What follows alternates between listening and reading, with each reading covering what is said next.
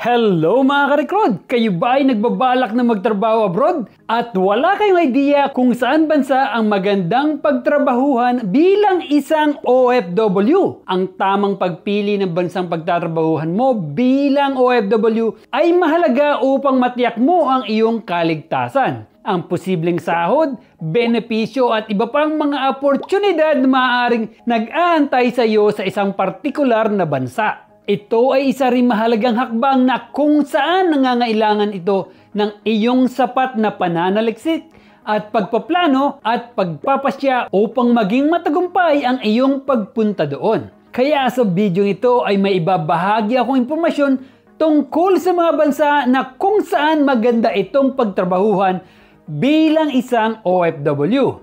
Ang mga bansang tinatalakay ko ay mula sa Asia, American countries, European countries, Middle East countries at iba pang mga bansa. Kaya tapusin lamang ang video ito dahil tiyak na marami kayong matututunan. Kung bago ka pa lang sa channel ko, pakihit lang po ang like, subscribe, at pati na rin po ang notification bell para lagi kayong updated sa aking mga bagong video.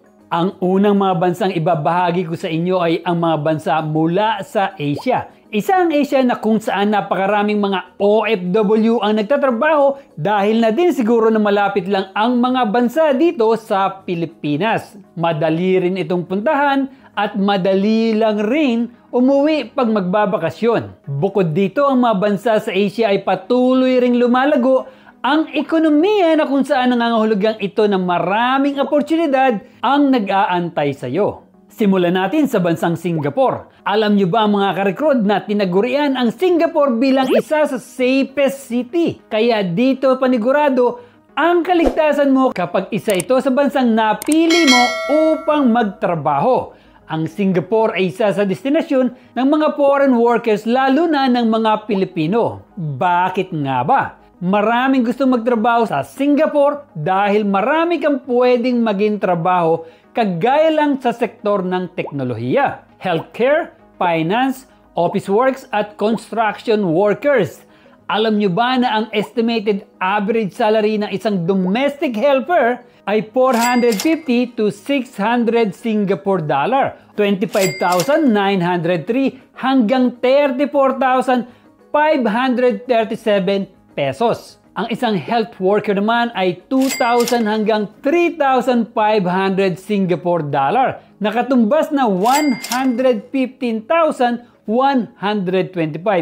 hanggang 201,468 pesos. Habang ang isang IT professional ay maaring kumita ng 3,500 hanggang 5,500 Singapore dollar o katumbas na 201,468 hanggang 316,000 pesos monthly. Pumunta naman tayo sa bansang Hong Kong.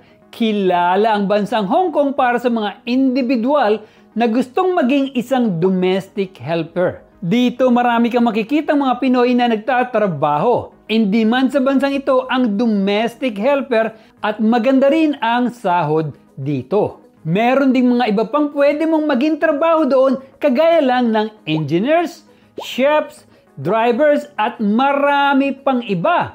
Ang estimated average salary dito ng isang domestic helper ay 570 to 650 Hong Kong dollar, katumbas ng 32,810 hanggang 34,537 pesos monthly. Ang isa pang bansang magandang pagtrabahuan sa Asia ay ang South Korea. Kilala ang bansang ito na magandang bakasyunan, masarap na pagkain, magaganda at gwapong mga K-idols. Bukod dito, marami ring oportunidad ang maibibigay ng bansang ito sa mga balak na magtrabaho dito. In demand sa kanila ang mga factory workers, mga skilled workers at ang English teachers na maaaring kumita ng average salary na 3,078,641 o katumbas na 130,000 pesos per month.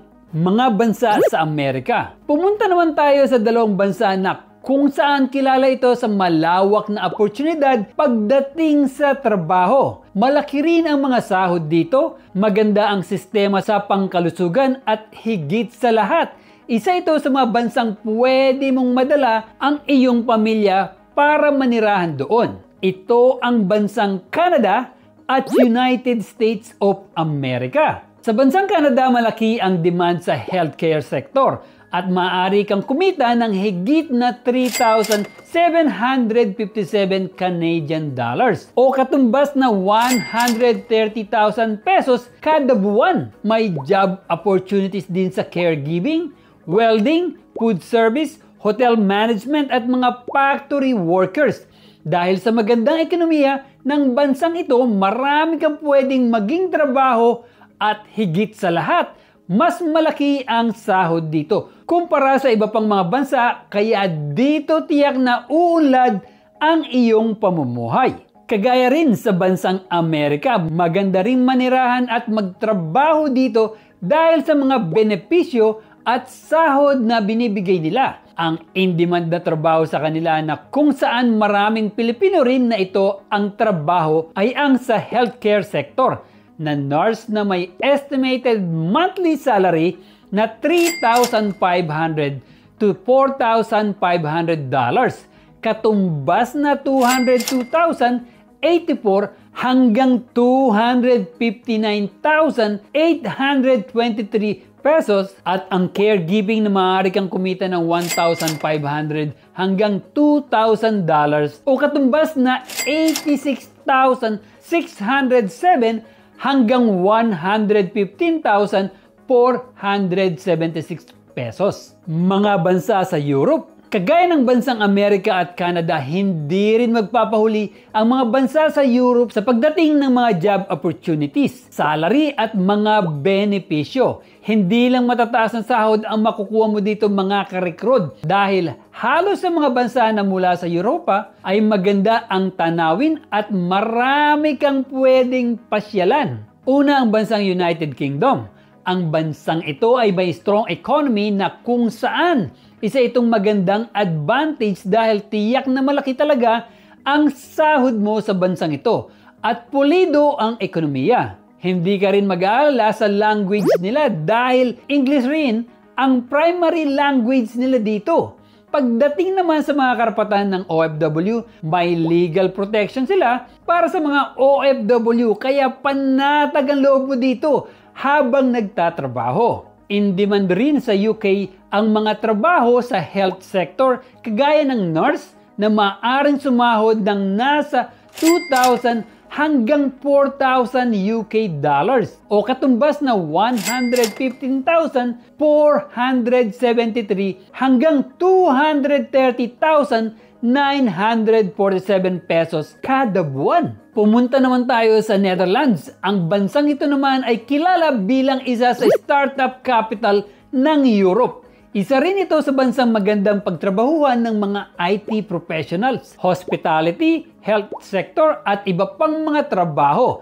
Ang iilan sa advantage bilang manggagawa sa bansang ito ay ang job security na kung saan maraming mga patakaran at batas na naglalayong protektahan ang mga karapatan ng mga manggagawa at nagbibigay ng seguridad sa kanilang trabaho. Maganda rin ang working conditions sa bansang kagaya lang ng 40 hours per week lang silang pwedeng magtrabaho.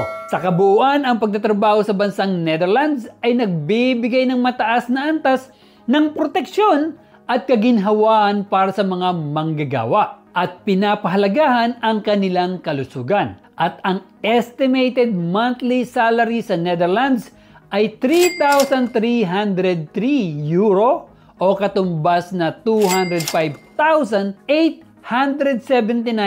pesos. Isa rin ang Denmark na magandang pagtrabahuhan sa Europe dahil sa job market nito at mababang unemployment rate. Meron rin silang flexicurity labor market na kung saan ito ay isang sistema na nagpapakita ng isang balanse sa pagitan ng flexibility o kakayahan na mag-adjust ng mga kumpanya sa mga pagbabago sa labor market at security o proteksyon sa mga karapatan at kalagayan ng mga manggagawa nila. habang ang mga in-demand na trabaho sa Denmark ay kadalasan nasa IT sector, healthcare at hospitality na may estimated monthly average salary sa bansang ito ay aabot na halos 45,481 Danish krone o katumbas na 376,804 pesos. Mga bansa sa Middle East. Alam nyo ba kung ano mga bansa na marami ring Pilipino ang nagtatrabaho dito mga karekrod? Walang iba kundi ang bansa sa Middle East, ang Saudi Arabia, ay isa sa mga pinakamalaking employer ng OFW, partikular sa mga larangan ng construction, hospitality, healthcare, at domestic work. Mayroon itong malaking population ng mga Pilipino at maraming kumpanya at ahensya na naghahanap ng mga manggagawang Pilipino. Ang UAE naman, partikular sa Dubai at Abu Dhabi, kilala ito sa kanilang malawak na oportunidad sa trabaho sa mga sektor tulad ng construction, hospitality, retail, finance at technology. At ang panghuli, ang Qatar na kung saan may malaking industriya ito ng construction, engineering at may mga oportunidad din sa sektor ng hospitality at healthcare. Ang mga bansang ito ay may estimated salary na 1,500 o $3,000 per month o katumbas na 86,776 hanggang 173,553 pesos kada buwan, depende sa trabaho. Iba pang mga bansa. Ang panghuling dalawang bansa na ibabahagi ko sa inyo ay ang New Zealand at Australia. Alam ko mga ka-recruit na isa ito sa bansang hinihintay ninyo. Ano nga bang meron sa bansang ito at bakit maraming gustong makapunta rito? Sa New Zealand, ang bansang ito ay isa sa prime destination ng mga foreign workers, lalo na ng mga Pilipino. Ang mga dahilan, ito ay kilalang bansa bilang highly developed nation. May breathtaking environment at maganda rin ang sahod dito na maaari kang kumita ng estimated average salary na 5,603 New Zealand dollar o katumbas na 200,000 pesos per month. Magandang trabaho din ang nursing, caregiving, pati na rin ang sa IT sector. Pumunta naman tayo sa Australia. Ang bansang ito ay kilala sa work-life balance at highly quality of life. Maganda rin ang mga trabahong skilled works at agriculture jobs dahil sa malawak na lupain dito. Maaari kang kumita ng estimated average salary na 5,685 AUD o katumbas na 200,000 pesos per month. At yun lamang po mga ka-recruit. Kung ikaw ay interesado sa mga bansa na kung saan pwede mag-migrate at makakuha ng permanent residency, pwede mong pagpilian ang mga bansang Canada, Amerika, Australia at New Zealand. At kung gusto mo naman magtrabaho sa mga bansang maraming Pilipino, pwede ang mga bansa na mula sa Middle East. Tiyak na maraming Pinoy ang makakasama mo doon. Ang mga bansa naman sa Asia ang magandang pagtrabahuhan kung gusto mong malapit sa Pilipinas. At panghuli, kung gusto mo sa mga in-demand ang healthcare works at matataas ang sahod, nandiyan naman ang mga bansa mula sa Europe. Ang mga bansang nabanggit ko mga ka-recruit ay maaaring makapagbago ng iyong buhay. Kaya kung ikaw ay nakapagdesisyon na kung saan ka magtatrabaho, simulan mo nang mag-apply. Sana ang video ito ay maging gabay upang makapagdesisyon ka kung saan mo gustong magtrabaho. At para lalong malaman ang mga impormasyon tungkol sa bansang napili, panoorin lamang po ang mga nakaraang videos na ilalagay namin sa description sa ibaba na siguradong makakatulong sa inyo. Kung nagustuhan nyo ang video ito, mag-iwan lang po ng comment sa comment section sa baba. At para sa napakagandang playlist, pindutin lang po dito. At para sa napakagandang recommended videos, paki-pindot lang po dito. At paki-subscribe na rin po dito.